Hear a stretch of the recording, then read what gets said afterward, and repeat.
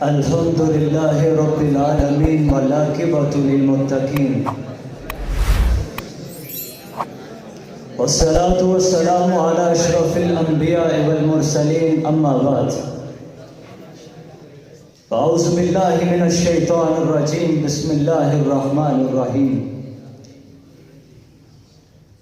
إن الدين عند الله الإسلام صدق الله العظيم. بہت میں نے سنی ہے آپ کی تقریر مولانا، بہت میں نے سنی ہے آپ کی تقریر مولانا، مگر بدلی نہیں اب تک میری تقدیر مولانا. خدا را شکر کی تلقین اپنے پاس ہی رکھیں، خدا را شکر کی تلقین اپنے پاس ہی رکھیں، یہ بن کر لگتی ہے میرے سینے پہ تیر مولانا. حقیقت کیا ہے یہ تو آپ جانے یا خدا جانے، سنا ہے شیخ رشید ہے آپ کا پیر مولانا. کروڑوں کیوں نہیں مل کر لڑتے فلسطین کے لیے، کروڑوں کیوں نہیں مل کر لڑتے فلسطین کے لیے، دعا ہی سے فقط کٹتی نہیں زنجیر مولانا.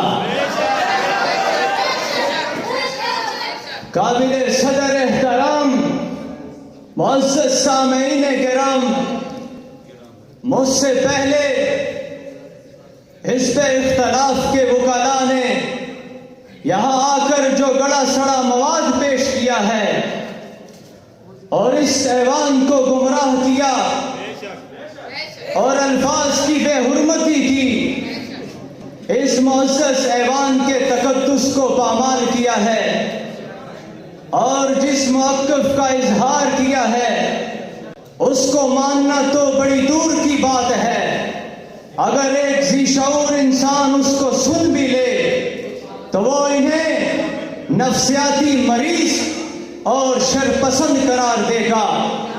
سامعین محترم، یہاں کچھ ایسے اندھے مقلدین بھی ہوں گے جنہوں نے ان کی بات کو ہضم کر لیا ہوگا، جن کے بارے میں شاعر نے کیا خوب کہا تھا، جو اہل ہنر نہ تھے اہل نظر نہ تھے، جو اہل ہنر نہ تھے اہل نظر نہ تھے، لفظوں کے اہتمام سے مشہور ہو گئے.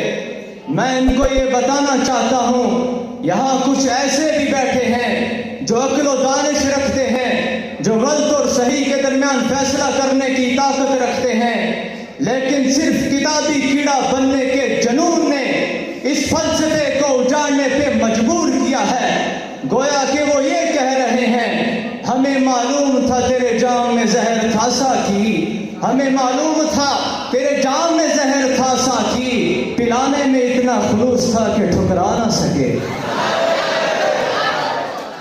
سامعین محترم، میں قائد حزب اختلاف اور ان کے حواریوں سے یہ کہنا چاہتا ہوں، میں عاشق ہوں بے معشوق فریبی ہے میرا کام، میں عاشق ہوں بے معشوق فریبی ہے میرا کام، مجنوں کو برا کہتی ہے لیلا میرے آگے.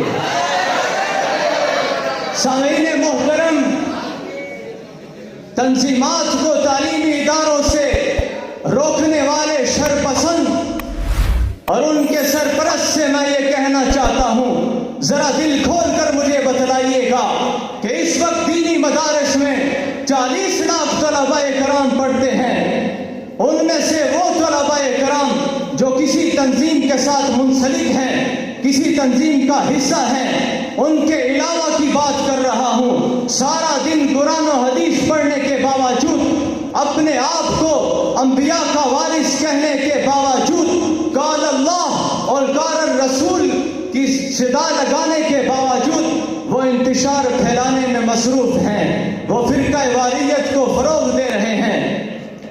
میرے دوستو، ایسے طلباء کرام جو تعلیم کے ساتھ تنظیم کو منسلک نہیں رکھتے، ان کا نتیجہ ذرا مجھ سے سنیے گا. وہ پھر یہ فیصلہ نہیں کر سکتے کہ نماز میں ہاتھ اوپر باندھنے ہیں یا نیچے باندھنے ہیں. وہ اس چیز کا فیصلہ نہیں کر سکتے کہ یا آمین نیچی آواز میں کہنا ہے، وہ اس چیز میں الجھے پڑے ہیں کہ مردے سنتے ہیں یا مردے نہیں سنتے۔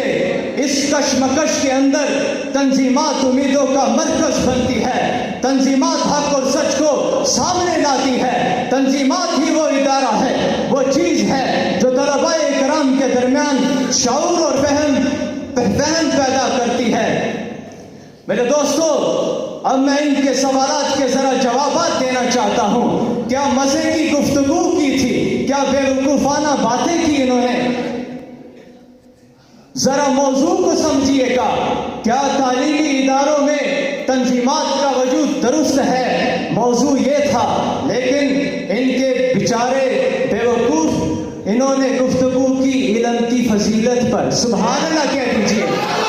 علم کی فضیلت پر گفتگو ہوتی رہی، صحابہ کی زندگیاں بیان کرتے رہے۔ اگر خدا کی قسم یہ موضوع ہوتا تو میں ان کو بتاتا کہ صحابہ کی زندگی پر کیسے بولا جاتا ہے۔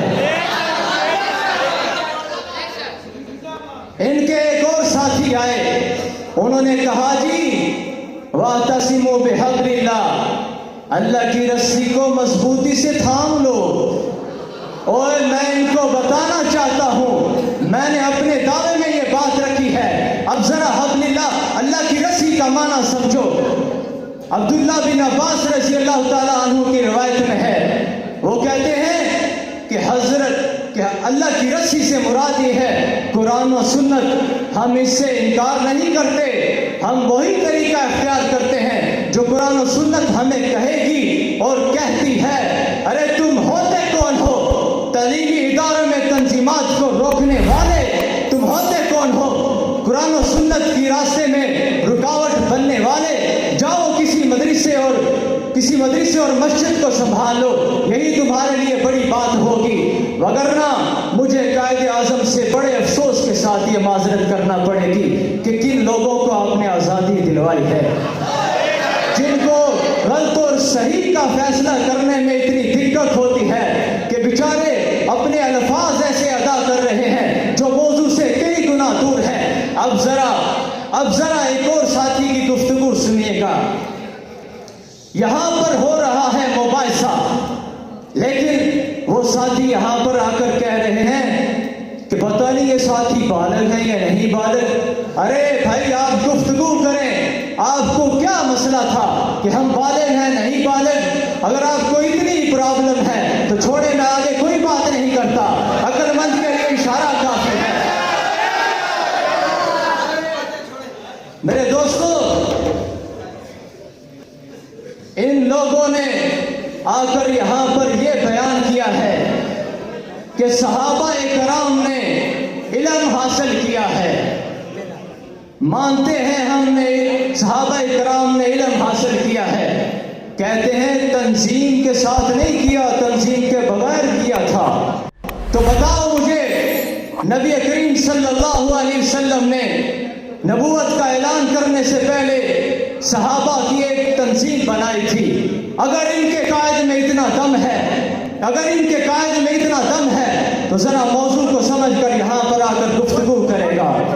وہ صحابہ کرام کی وہ تنظیم بھی تو تھی جس نے عرب کے معاشرے کو بدل ڈالا، جس نے عرب کے عقائد کو بدل ڈالا، جس نے عرب کے سوچنے کے انداز کو بدل ڈالا۔ میں آخر میں ان سے یہی کہنا چاہتا ہوں کہ میرے دوستو، میں ایک اور بات آپ سے گزارش کرنا چاہتا ہوں۔ یہ ماڈرن دور ہے، یہ ممی ڈیڈی بچے اس میں نہیں چل سکتے۔ اس ماڈرن دور کے اندر جدید علم و فنون کی ضرورت ہے جو تنظیمات ان کو فراہم کرتی ہے۔ تعلیمی ادارے اس چیز سے نا واقف اور نہ بلد ہیں، تنظیمات اس چیز کا ازالہ کرتی ہے۔ میرے دوستو، آخر میں یہی کہنا چاہتا ہوں، اندھیرے اور بڑھ گئے ہیں تو کیا ہوا؟ اندھیرے اور بڑھ گئے ہیں تو کیا ہوا؟ مایوس نہیں ہیں ہم طلوع سحر سے۔ والسلام۔